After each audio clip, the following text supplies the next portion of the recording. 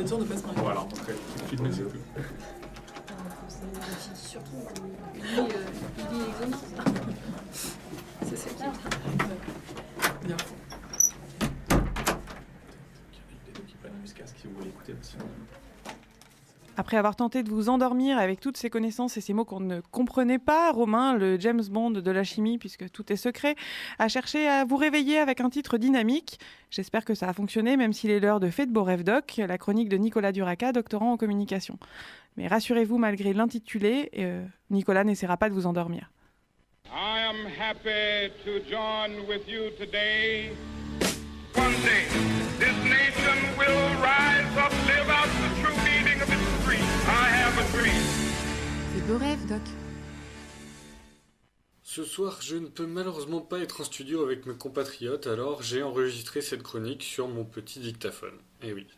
Et je dois avouer que c'est avec une certaine nostalgie que j'ai de nouveau utilisé mon fidèle compagnon avec qui j'ai parcouru des milliers de kilomètres dans une autre vie. En effet, il y a quelques années, bien avant d'être doctorant, j'étais journaliste. Alors je dégainais mon dictaphone à tout va pour enregistrer des centaines de voix et les transformer en quelques lignes imprimées sur des journaux. Mais plus particulièrement, je me rappelle d'un enregistrement que j'ai effectué avec ce petit dictaphone en 2011. À cette époque, je vivais en Argentine, à Buenos Aires plus exactement. Et ce qu'il y a d'étonnant à Buenos Aires, c'est que malgré sa position littorale, il n'y a pas de plage.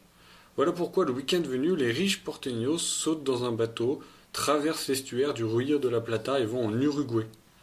Tout du moins, ils allaient en Uruguay. Parce que depuis 2009 et l'apparition du nouveau président de cette petite république démocratique, tout ça a légèrement modifié la donne. Alors en 2011, pour comprendre pourquoi j'ai traversé le Rio de la Plata pour aller rencontrer ce président du nom de José Mujica, dit Pepe Mujica. Vous allez me dire, quoi, tu as rencontré le président de la République d'Uruguay, toi, Nicolas? Eh oui, monsieur, et pas qu'une fois. Mais la première a été la plus marquante. Je vous explique. J'ai débarqué du bateau à Montevideo, la capitale. Puis j'ai pris un bus pour aller jusqu'à la gare routière. De là, j'ai pris un autre bus pour traverser une bonne partie de la ville et me retrouver dans une gare routière périphérique d'où j'ai pris encore un bus pour me retrouver en pleine campagne, au bord d'un chemin poussiéreux le long duquel j'ai marché pendant quelques centaines de mètres. Alors, je suis arrivé dans une ferme. Il y avait une corde où pendaient des vêtements, plus loin une bicoque en briques grises à moitié terminée. Tout autour, quasiment 1 hectare de terre récemment sillonnée et des chiens, beaucoup de chiens. Des vieux clébards qui se baladaient avec le pas gauche des vieux animaux et qui cherchent constamment des coins d'ombre.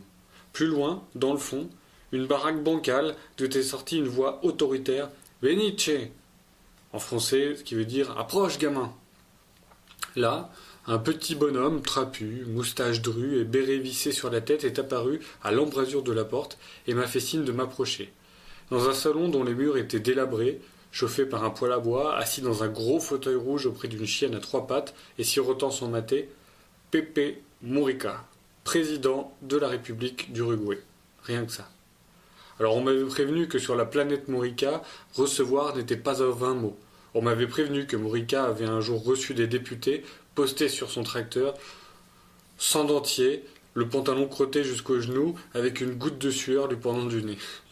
On m'avait aussi narré l'histoire de ces journalistes qu'il avait reçus avec une gifle affectueuse et avec cette phrase « Coupe donc ton blabla et commence à travailler car c'est dont a besoin le pays ». Moi, il m'avait épargné cela et me proposait plutôt un maté et une discussion à bâton rompu enregistrée par ce même petit dictaphone.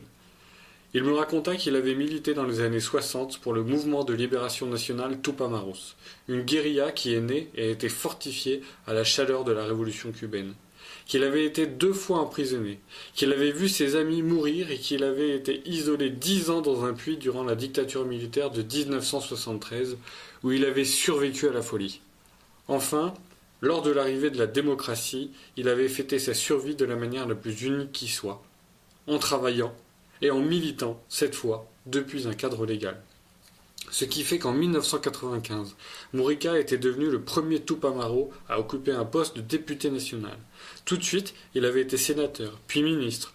Enfin, le matin du 29 novembre 2009, bien que le monde n'ait pas changé, l'Uruguay sera devenu un pays à tout jamais unique. Avec 52% des votes, Murica était devenu le premier ex-guerrillero président d'une république, et probablement le président le plus incroyable que la Terre ait jamais porté. Lorsque j'ai eu la chance de rencontrer Pepe Murica, c'était un président de la République qui s'est déplacé dans une vieille Chevrolet Corsa, qui était d'ailleurs sa seule et unique possession.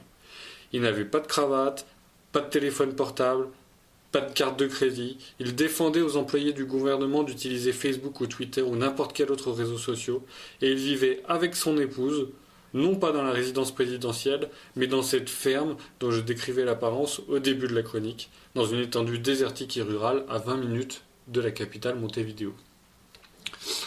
Murica reversait 90% de son traitement, soit 250 000 pesos, environ 9 000 euros, à différentes ONG du pays, et il imposait à ses ministres de faire pareil.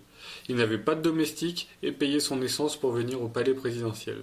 Chaque fois qu'on lui posait la question, et c'était assez fréquent, voire inévitable, « Êtes-vous pauvre ?» il répondait « Mon style de vie n'a rien de révolutionnaire, je ne suis pas pauvre, je vis de manière austère. » Le pauvre, c'est celui qui ne sait pas s'adapter. Le président Murica, 77 ans, ne passait pas ses vacances sur le yacht d'un bon ami. Il n'avait pas appris à se faire servir. Il parlait mal à certains de ses concitoyens et n'avait pas peur de la réforme.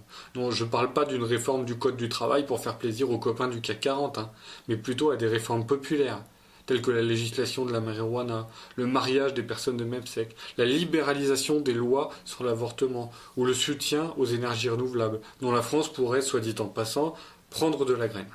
Et puis, Murica ne s'accrochait pas à la présidence et au pouvoir comme un chien s'accroche à un os. Non, à la veille de son départ de la présidence en mars 2015, il estimait qu'à chaque étape de l'histoire humaine, il faut tenter d'apprendre quelque chose et le transmettre à ceux qui vont venir.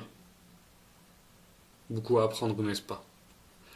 En 2011, après mon entrevue, lorsque j'ai quitté Pepe Murica par ce petit chemin de terre et que je me suis retourné pour voir ce président de la République qui avait tout de mon grand-père me faire un signe de la main à la porte d'une vieille ferme, je me suis vraiment dit que l'utopie n'était finalement jamais bien loin. Alors de faire ma chronique sur un personnage utopique, je me suis souvenu de Pepe Murica et j'ai eu envie de vous en parler. Or, je suis sûr qu'à l'écoute de ce récit, j'ai réveillé des dizaines, des centaines, des millions d'utopistes, des gens comme vous et moi, et comme Pepe Murica. Cependant, entre nous et lui, on nous a mis des Rihanna, des Ronaldo ou des Hollande, tous ces guignols qui nous empêchent de voir l'utopie en action, là, juste devant nous. Triste constat. Aveuglés par les paillettes, nous sommes des millions d'utopistes à qui on a enlevé la vue. Toutefois, j'espère humblement que cette chronique rallumera quelques flammes.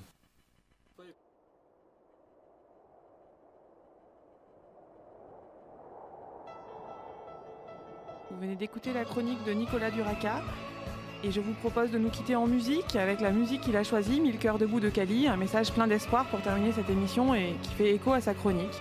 Je vous rappelle que si vous souhaitez nous suivre, Quoi de neuf doc revient tous les premiers et troisièmes mercredis du mois de 18h à 19h sur Radio Campus au 93.3 et que si malheureusement à cette heure-là vous êtes loin de votre poste de radio, vous pouvez écouter les podcasts de l'émission sur le site de la radio www.campus-clermont.net, sur le site de Doctovergne www.doctovergne.fr ou encore sur le Facebook de l'association.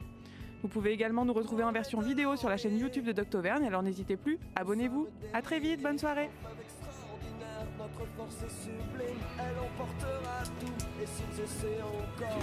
Tu vas à l'entraînement ça? Yes. On se demande Julien, je dis ouais. Julien, c'est lequel déjà? Bon bah, C'est, je comprends juste mon... Oh oui, oui, tu peux, je sais pas sur quel je vais essayer. J'en ai juste un, c'est bon. Il est en 3. Ouais, non, en français. Il va indiquer que t'étais au resto, t'étais là au resto? Vous avez organisé ce truc-là. c'est aussi